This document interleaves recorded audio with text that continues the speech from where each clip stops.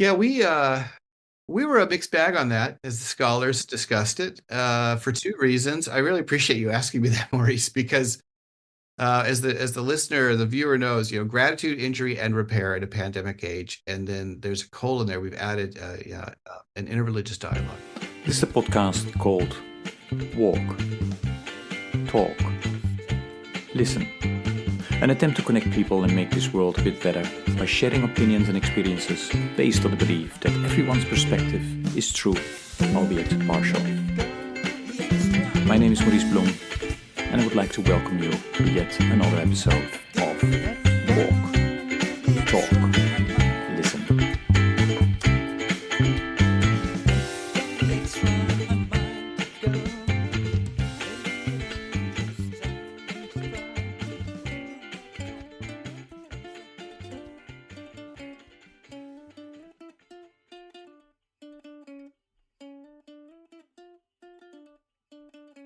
Okay, good day, everybody. This is another episode of the podcast Walk, Talk, Listen. And actually, I'm really delighted with today's guest who will introduce himself.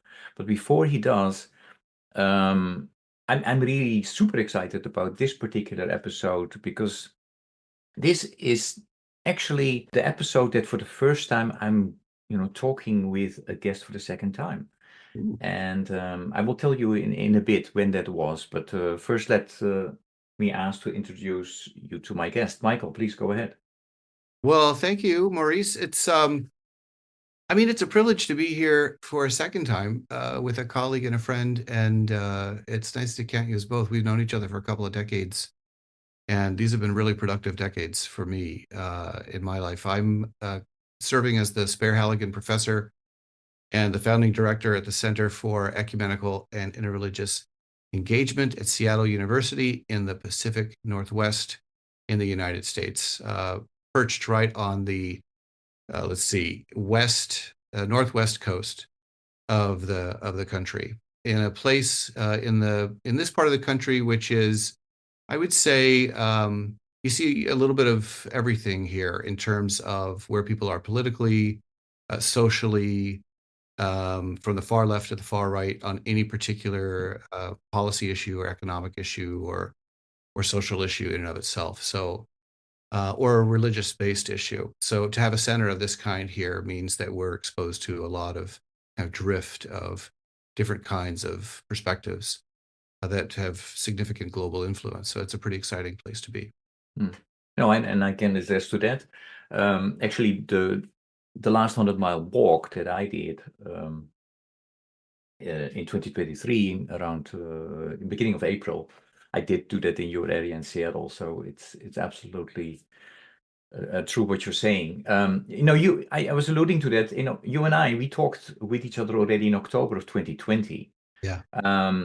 And that was for the first time as part of this podcast. Yeah. And I remember, and maybe some of our listeners still recall, that you compared the 100-mile at that time with a pilgrimage, which Right. during which the deeper walk into the interior of the self is even more important. And Yeah. then you also explained that we all need wonder and awe for growth. And the younger generation is also aware of this. And you work a lot with this younger generation, I even do. though the younger generation might not express it overtly. You also mentioned that all people should be allowed to walk unhindered. Yeah. And when they can't, we need to stand in solidarity with them. So my question, the first question that I would like to ask you, Michael, is did COVID cause, at least for a period, the whole of humanity to be hindered in their ability to walk? And what impact did it have on you, your center, and your students? And I know we will ultimately will go to the book that you and me as well are very excited about it, that it's coming, is published, and will be quickly available. But Yeah, yeah. we're excited. We're excited too. I mean, we're thrilled by it. It was like climbing a mountain, more than a walk. Although when you were out here, and so the listener knows, I mean, you walk 100 miles, it addresses world hunger, and the moguls in this area, the Pacific Northwest, that come through from the last ice age, it carved out all of these mountains in the area, are pretty formidable. So that was quite a walk. I mean, I really commend you, Maurice. I didn't join you on that walk, but kudos from afar for doing that in particular. A lot has changed Mm, since our last conversation, and I'll just put some statistics out there that come to my mind as we're discussing. In April of 2020, the COVID-19 crisis, the virus itself killed twice as many people in the United States. It's over 130,000 people as the total accounted deaths from the Vietnam War in and of itself. That's 58,000 who died in Vietnam, American servicemen and women. We don't have to just stay with that number alone. By 2023, 1.1 million U.S. had died, and millions around the world. The mortality rate in the U.S. itself, due to another significant metric, has also gone down. And sometimes we develop a kind of existential amnesia about what's happened.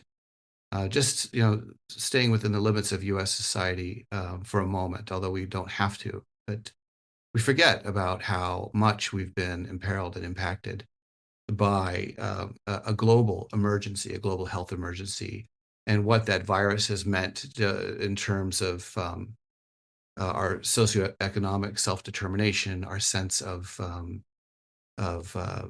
psychological safety, for instance. And I think we also need to recognize that our experience of a pandemic age of COVID-19 is not restricted only to COVID-19. To this point about what we've mm, experienced.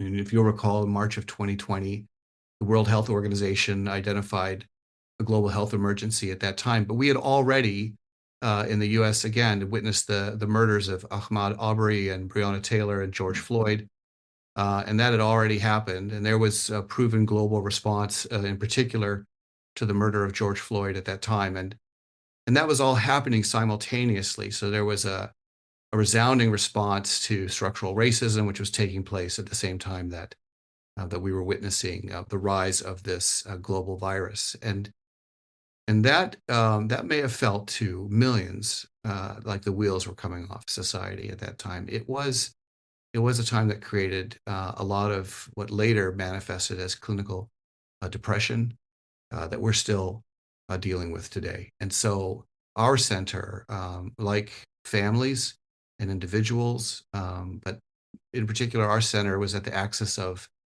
being able to provide a response to this, and that drew us into a study that we addressed in terms of injury and repair in a pandemic age, which is what we began to call what we were experiencing, this pandemic age that was seemingly saturating our lived experience in those years.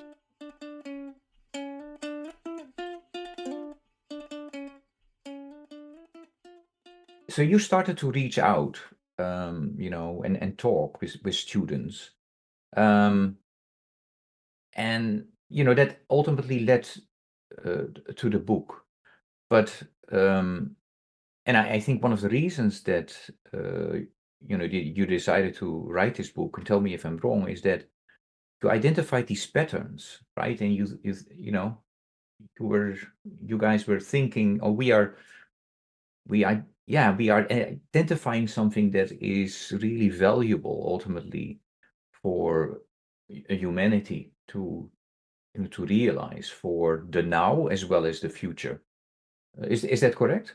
I think that's right. I mean, we had received a grant from the Henry Luce Foundation to pursue a particular topic of study related to the human response to suffering and how different religious traditions, philosophical worldviews, and spiritual pathways, how all of the sacred texts from oral tradition or written tradition, all the different rituals across time, how they responded to human suffering. So when human beings experience suffering, what is it in texts, stories, which is what those holy scriptures are for many religions and many pathways across time?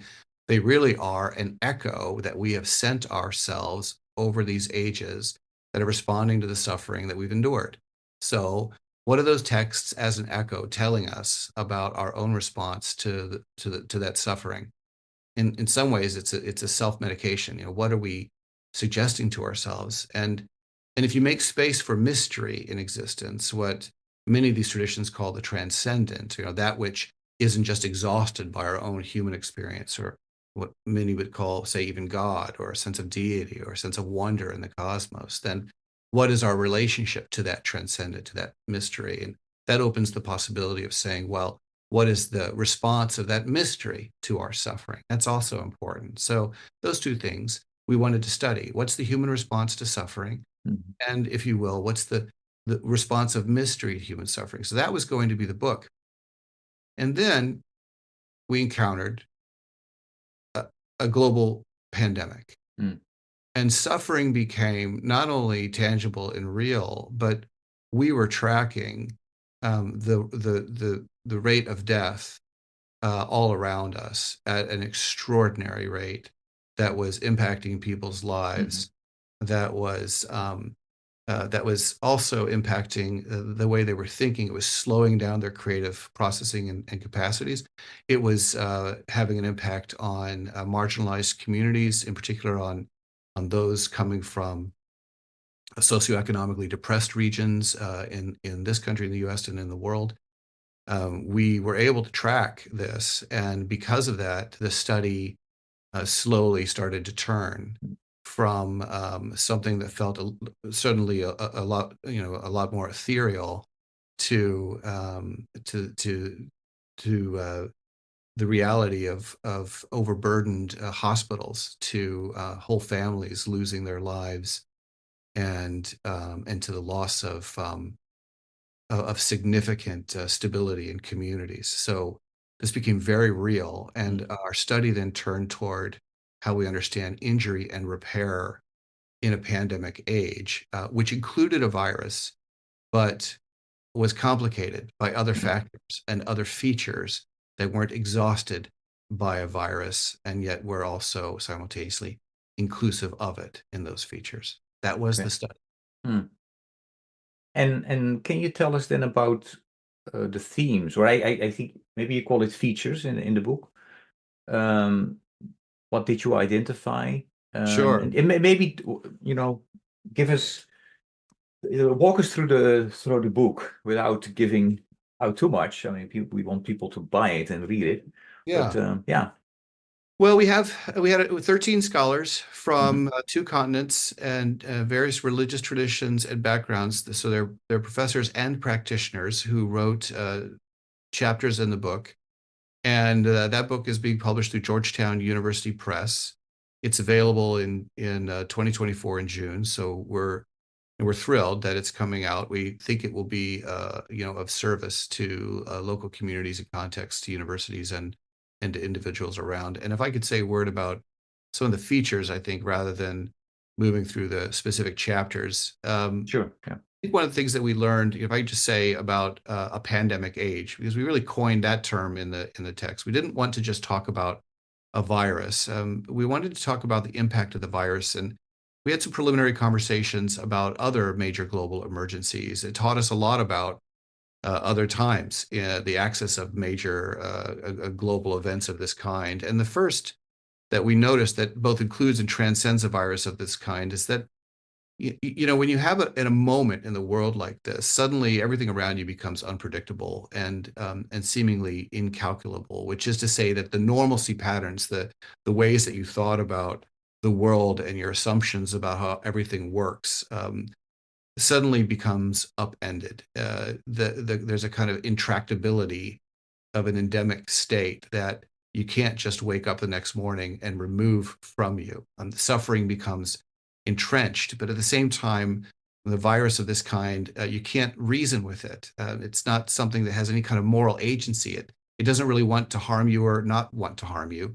It just simply is, and that change to the sense of normalcy and not being able to reason with it, that kind of introduction of an irrational and unpredictable element in everyday life, is unnerving to a society that is governed by systems.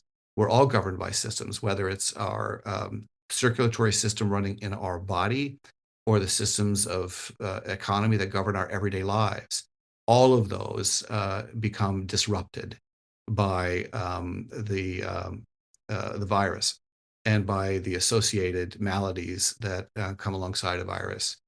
And that is a feature of a virus that is often downplayed, that is part of a viral scenario itself, but is often underscored. So I'd say that's a first feature. The second feature is just simply the experience of death itself, its magnitude, some of which I already identified before in terms of some of those numbers. So I won't belabor that again. But the fact is that we have experienced a significant amount of loss, and it's changed us.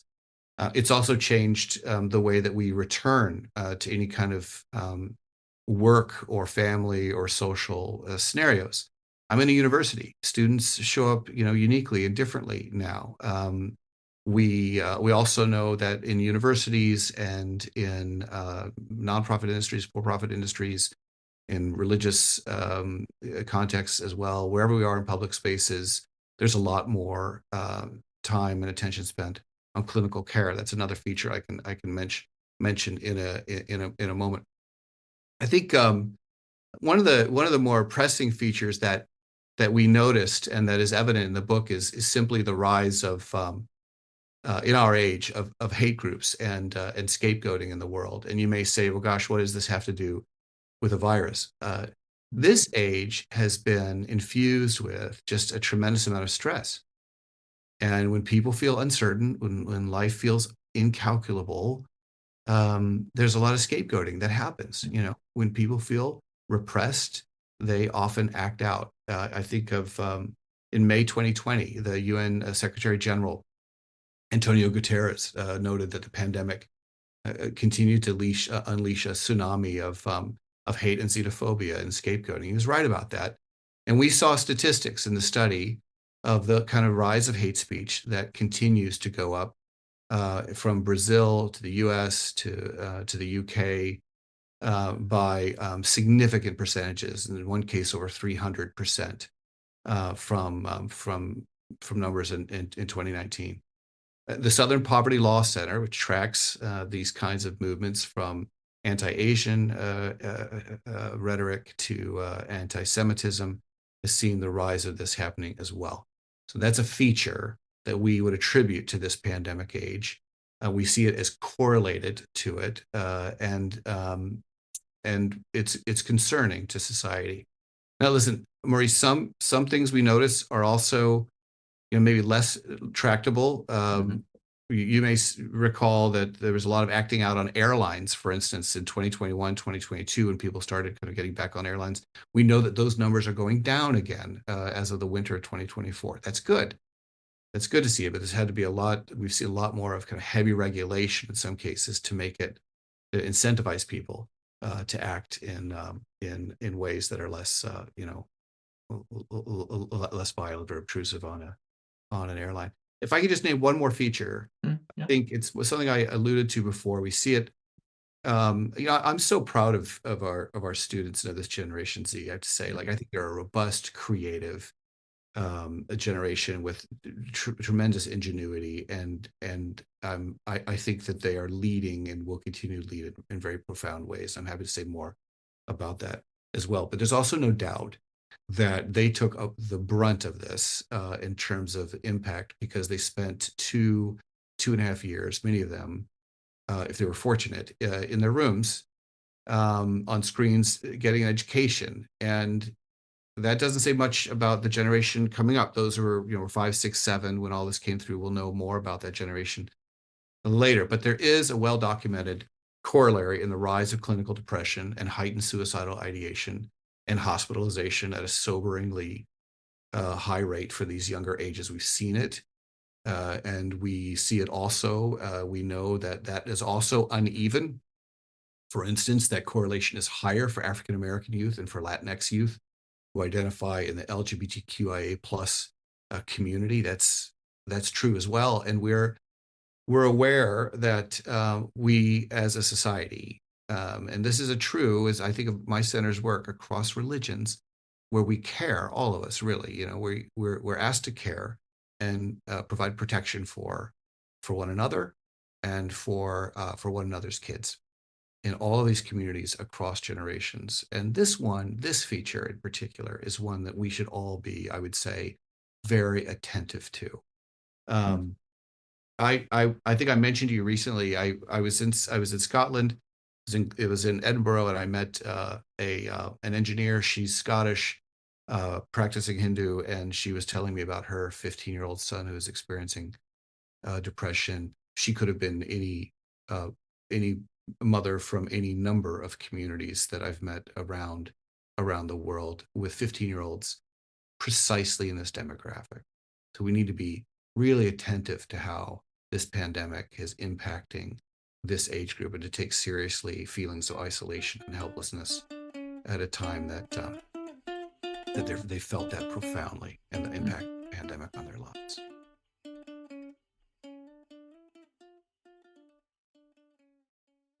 Yeah, thanks, Michael, for sharing that. I when I was listening to you, I realized again, I think one of the things that we have learned from this pandemic is that everything is interconnected. And I would like to piggyback later on with you on that. First, a question about the title. I had a teacher of the Dutch language who always said, the title is the best summary. A good title is the best summary.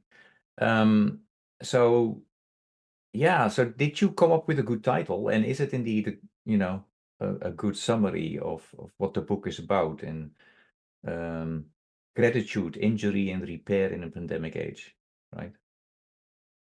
Yeah, we were a mixed bag on that as the scholars discussed it for Mhm. two reasons. I really appreciate you asking me that, Maurice, because as the listener, the viewer knows, gratitude, injury, and repair in a pandemic age, and then there's a colon there. We've added Mhm. an interreligious dialogue, and so let me take gratitude first. The whole sense of why would that be associated with anything having to do with a global emergency? And that's a very good question. And I think that the reality is that it's certainly not a gratitude for a pandemic or for suffering at all. The question is, what's the nature by which, as one of the authors placed it, gratitude within one's community for community, the place in which I return to, a space in which I have a level of joy and belonging in which I cherish the special and essential relationships all around me that I feel a deep and abiding gratefulness for. That kind of gratitude, not kind of flimsy happiness, if I can call it that, or superficial happiness, but Mhm. a sense of deep and abiding gratefulness or gratitude that is part of the sinews of the way in which I live my life every day.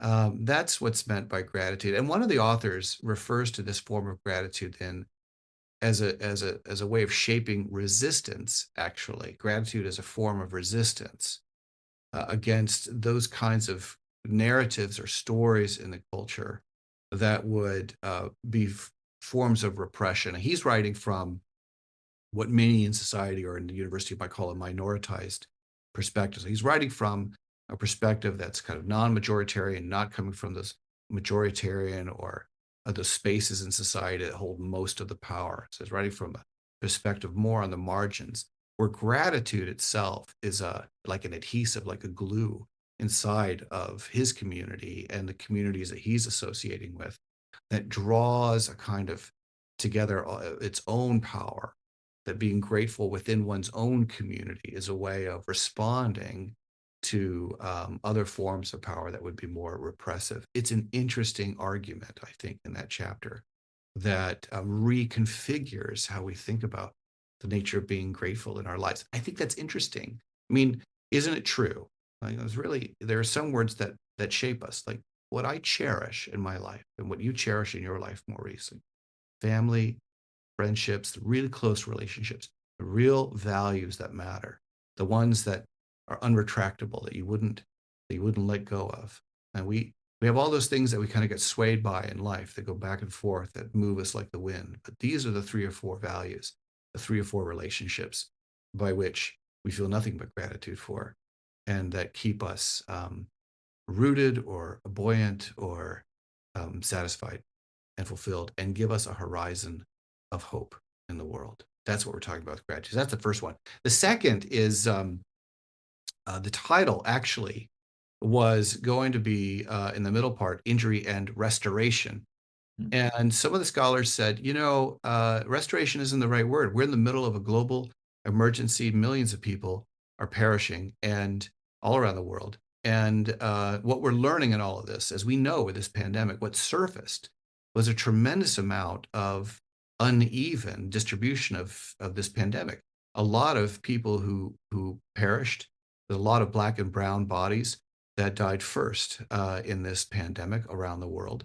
And so there was a sense in which restoring some former structures didn't make any sense. Whereas this title may have been used without any question, even 6 months before. The pandemic had impacted our humanity so much that those scholars said, that's not going to work for us anymore. Restoring something so broken will work, but what if we could repair? And that's how that title changed to injury and repair. It's interesting how fast Mm. that change took place.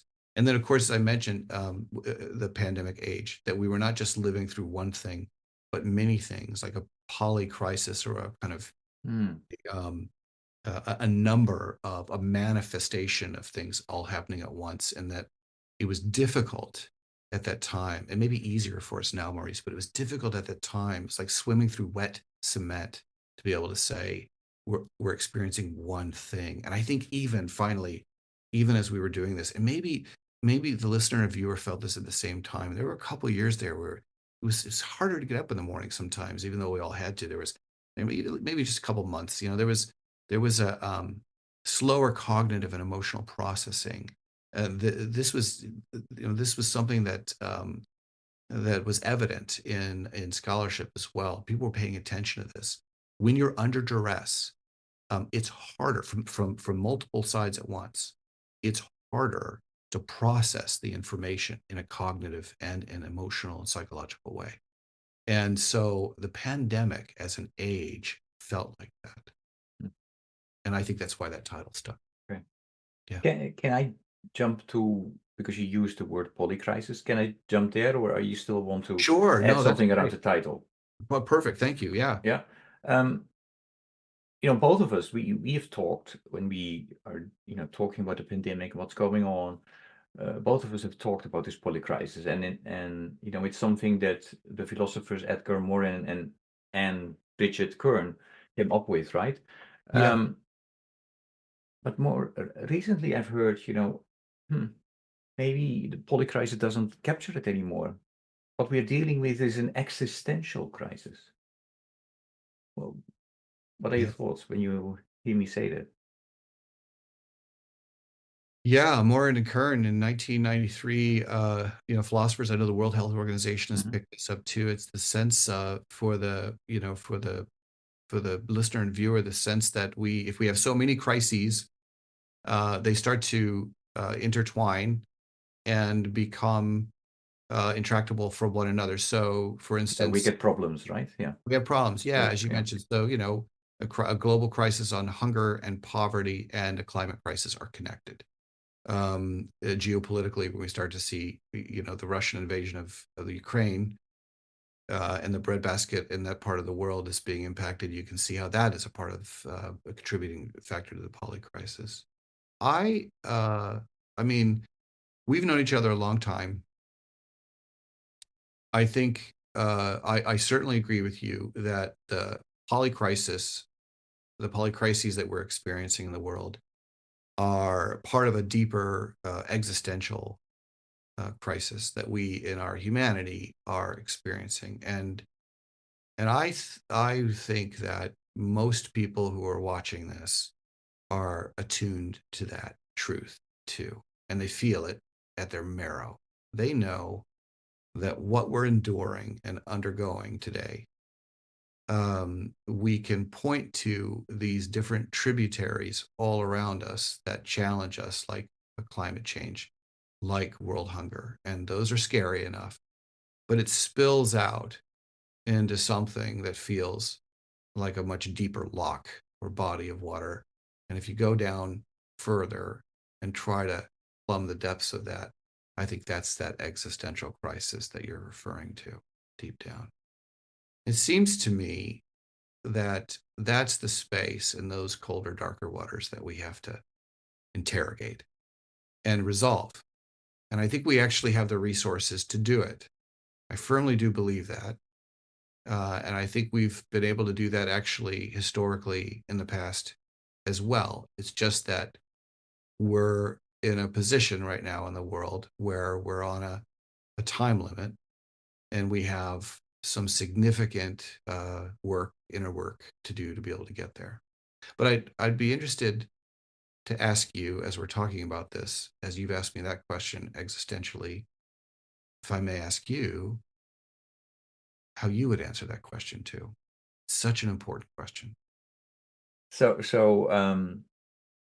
no, I don't disagree with everything you said, and I would answer your question with a, a quote, but it's also a question to you. Um, so I'm reading at the moment a book, Michael. It's The Moves That Matter, and it's actually written by a former chess grandmaster, Jonathan Rosen. And the reason that I'm reading the book is that, my eldest son is really hooked to chess. And what I like about this particular book is, he's also hooked to chess. He's very passionate about it, but then he's using chess to talk about life. And in his book, in his fifth chapter, he quotes, okay, now I have to find it. He quotes Bohm and the philosopher and Mhm, physicist David Bohm. mhm, And what he's saying is, Bohm is alluding to our need to get better at thinking about thought without being run by thought, mm. to find a vantage point outside whatever systems of facts, associations, and language forms are shaping our idea of what is happening. The essence of our thinking challenge today is that the world's problems are profoundly interconnected, but our ways of knowing and acting on them are fragmented. And our ways of knowing are fragmented partly because we are not trained to think of how things connect from a young age. If anything, the inclination is trained out of us. Academic progression, alas, is a function of specialization, not integration. So, I try to make the link here with the interconnectedness that was mentioned before. Yeah, what is your first reaction? I'm just making a note here. It's so important.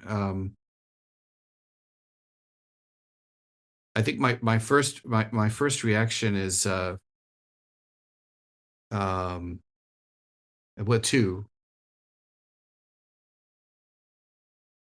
the the systems. I would just go back to a systems Mhm. assessment real quick, and the way that we've chosen to govern ourselves in the world in this kind of cognitive assessment that you're giving, this kind of way in which we've thought ourselves into this place, is is multi-generational, and it is layered, and reconfiguring that is not going to be as easy as simply changing our thinking or readdressing a policy or ending a particular injustice. The hard work is taking seriously the impact of our history. So, for instance, and the history on that cognitive advance in our systems. So, for instance, at the end of the 30 Years' War, we had the Treaty of Westphalia, and the beginning of the understanding of the sovereignty of nation states.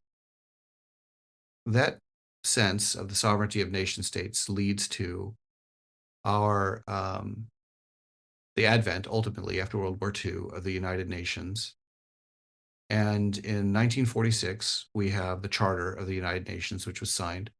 And that charter was supposed to put an end to armed conflict, as we had hoped, in the modern world. Since that time, we've seen over 260 armed conflicts, including major armed conflicts, including the armed conflicts we are seeing today. So that's a broken system that hasn't worked well. And part of the problem that we're enduring is that we have unenforceable mandates around some of the major crises that we're seeing, including changing climate, where a world needs to change and address these challenge points with a kind of nimbleness. But we're unable to do that because we're not able to enforce the kinds of mandates that we need to, such as through the Paris Accords or, say, COP28. We're not able to do that as effectively as we'd like to internationally because we have systems that govern, in this case, going back to the Treaty of Westphalia, a sense of sovereignty, and those systems in that regard are fairly porous. So cognitively, we know we need to make certain kinds of changes. The systems we've placed in place over 300 plus years are less nimble. So what we have that governs us are systems that are problematic and challenge points that are right in front of us and a retreating time window. That's complicated. It means that we have to become creative and we have to endure with a kind of creative ingenuity and innovation that is able in some way to transcend and the barriers that we're experiencing that are inside those systems that are governing the kind of cognitive processes that are less than porous. You see what I mean so far? Yeah, yeah. No, I when I'm listening to you, Michael, I have to think about Einstein. It basically he was right when he said we cannot solve our problems with the same thinking that caused them. Precisely that. And So how do we do that? I mean, yeah, you mentioned creative innovation, right? creative innovation is one kind of strategy for doing that. I mean, I think another is the global movement for doing the inner work, the serious inner work of our of developing inner development goals. Mm. We've talked often about the sustainable development goals, the 17 goals that need to be, pretty well harnessed and with a certain success ratio by 2030. But we know that we're far behind for some of the same reasons I would say that we've just discussed, that we have a less nimble aptitude for actually completing or creating reaching a certain success ratio for those particular goals. So why is that? Well, we have to find another means. What's really stalling us? It's not just those systems. It's not just our cognitive processes as well. And it goes back to your question existentially. What's at the bottom of that lock? What needs to be addressed? And I would say the inner development goals then is the response that you see globally. You know a lot more about that than I do as you're working in that field. And that kind of sense of inner development, where we're working collaboratively, where we're assessing what is the kind of inner work psychologically, spiritually, psychosocially, that does allow us to create, again, that word sinew, a kind of sinew of collaborative opportunity that I think does pair nicely then, if I could say more about creative innovation. What's required in the world is a kind of collaborative convergence that transcends a lot of the complexity that we see today. So what does that mean? It means that we have an opportunity to work together, to partner, to discover new ways of engaging that crosses disciplines, that crosses respective industries, that crosses for-profit and nonprofit. And there are a lot of very talented people right now out there in the world who are doing this, who have nimble minds, who are able to think about the ways in which, it's as easy as really transcending the confines of our own ego and recognizing that the kind of collaboration we're talking about, kind of fierce creative collaboration, allows us to address major challenge points around hunger and poverty and a changing climate. Requires these industries to converge at creative points, to transcend the myopia or the limited ways in which they typically do a business as normal, and to fast track toward specific solutions. And we see that happening. We see fast tracks in particular areas because they're able to transcend the kind of egomaniacal, ego-related aspects of their own particular industry for the good of our shared humanity. And that sense of transcending happens when we recognize that, for instance, eureka moments are not solitary things. All of our eureka moments, all of our discoveries that have meant anything really for humanity have been collaborative. They're cooperative ventures. Right? They require many of us to show up, to witness, to work together. And that kind of innovation where we're collaborating together on major problems, where we're working out the complexities externally, because internally in our inner development, we believe that collaboration in and of itself is hearty, is essential as an aspect of our humanity. That insofar as we're addressing those external challenges, we're working out our internal good. And both of those are mutually transformational. We're transforming our inner world at the same time that we are, with humility, finally with humility, open to being transformed and transforming the external world as well. That may sound like a lot of 35,000-foot elevation language, but that's the kind of creative innovation I believe needs to happen in very particular granular ways in industry today.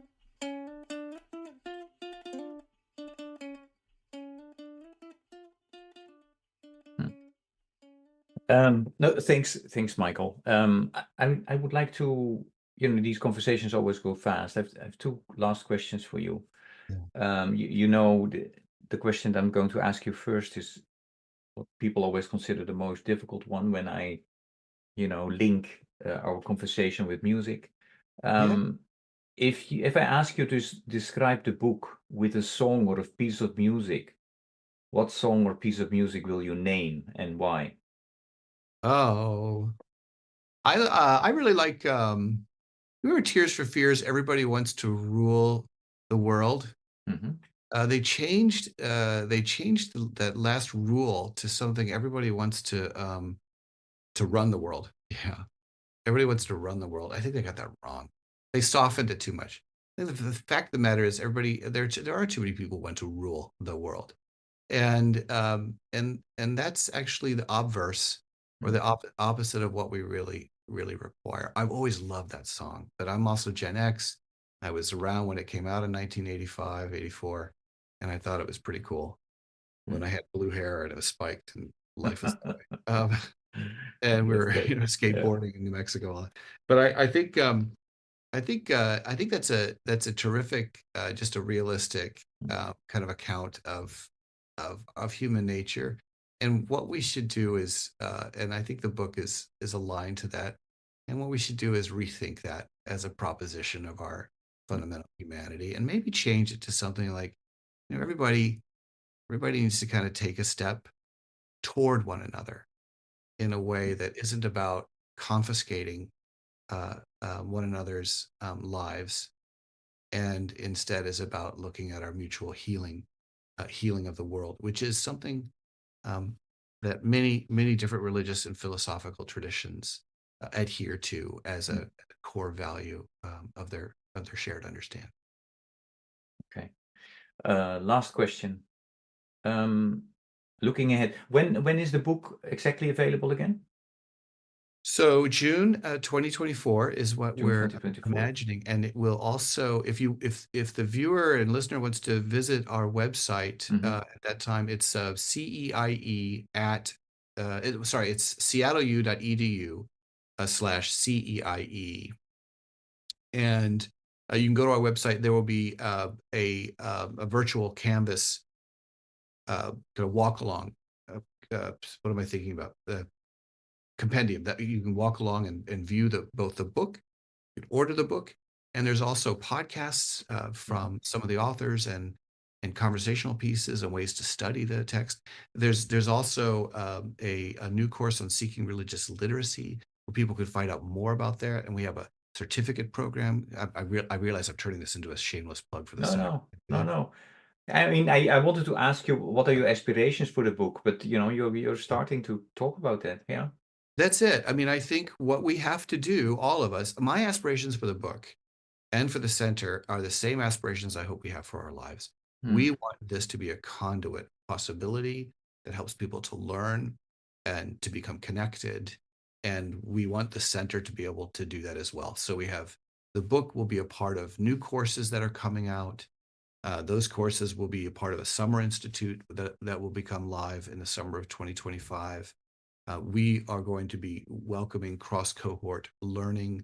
We'll be creating courses that are going to be enhancing and healing our democracy. These are all the things that we want to be able, it's that kind of creative innovation that I would encourage to the listener and viewer. We're living by example too. And the book is a part of that kind of repository of hope that we very much want to be a part of in the world. Michael, it's always a delight to talk with you. I would like to thank you for today's conversations and really would encourage people to, I mean, they can check out the website already now, but for sure do that in June when the book will be available for purchase. Yeah, and Thank you listen so to our much. podcasts. And thank you, Maurice, as ever, for your friendship and for your wisdom.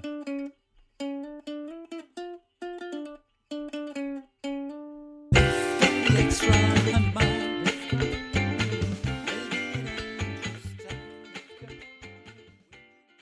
Thank you for listening to Walk, Talk, Listen.